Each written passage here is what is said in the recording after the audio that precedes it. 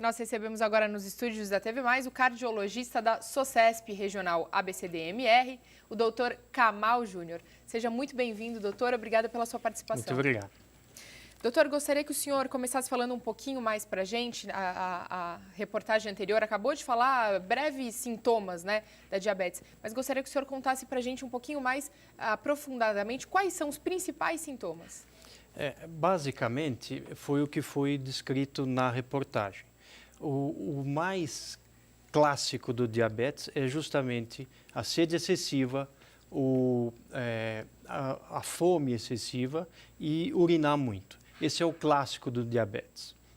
Agora, o mais importante de tudo isso, às vezes a pessoa tem um cansaço um pouco excessivo, uma indisposição, mas o mais importante é exatamente o que a gente tende a afirmar para as pessoas e para a população em geral, que a maioria das vezes, quando a pessoa começa a ter sintomas, já é tardiamente.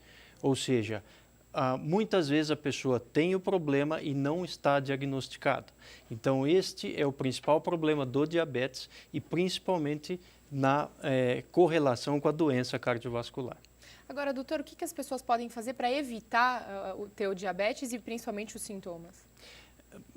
O principal, obviamente, são hábitos de vida saudáveis. Então, uma alimentação saudável, a prática regular de exercício físico e, basicamente, controle de peso. Então, a obesidade está bastante relacionada ao desenvolvimento do diabetes.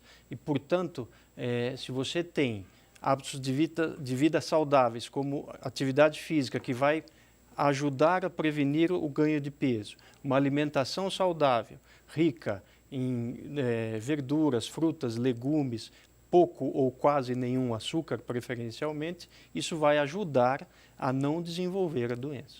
Agora, poucas pessoas sabem que o diabetes, na verdade, existem vários tipos, não é, doutor? Quais são eles? Temos vários tipos de diabetes.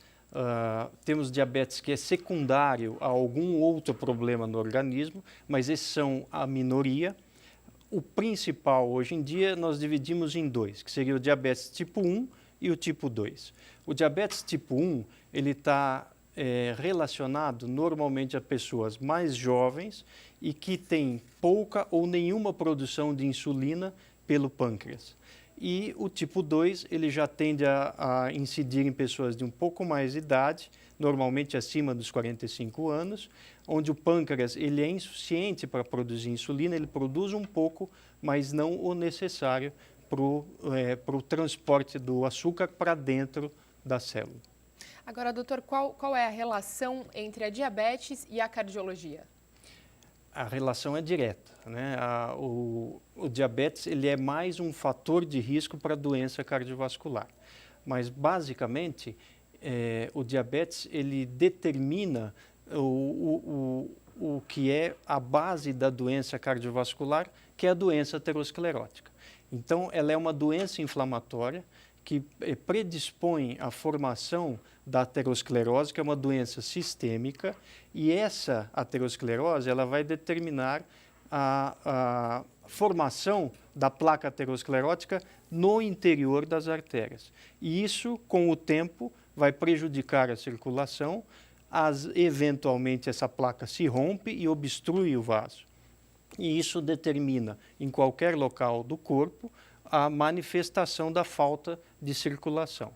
Então, isso está relacionado. Nós falamos doença cardiovascular, mas ela, na verdade, ela atinge não só o coração, mas o cérebro, os rins, os olhos, todo o local onde tem uma circulação deficitária e que vai determinar justamente a maior risco e mortalidade desses pacientes. E quais são os tipos de tratamento para combater a diabetes, por exemplo? Veja, o tratamento, nós temos basicamente tratamento que são medicações via oral e injetáveis, o injetável é a insulina que é feita de forma naquele paciente que não a produz.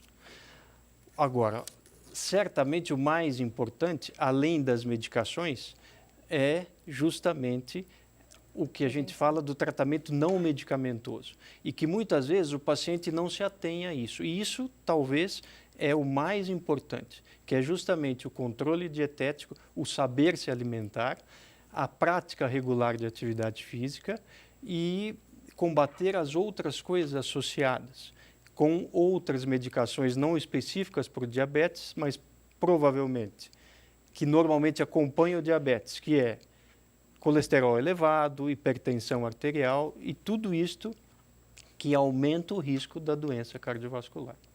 E aquele paciente que tiver diabéticos em família tem que ter uma atenção redobrada, doutor? Sem dúvida, porque a hereditariedade é mais comum.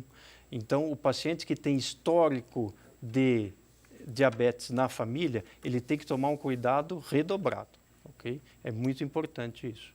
Perfeito, doutor. Muito obrigada pela sua atenção, muito obrigada pelas informações e uma boa noite. Obrigado, boa noite aos telespectadores.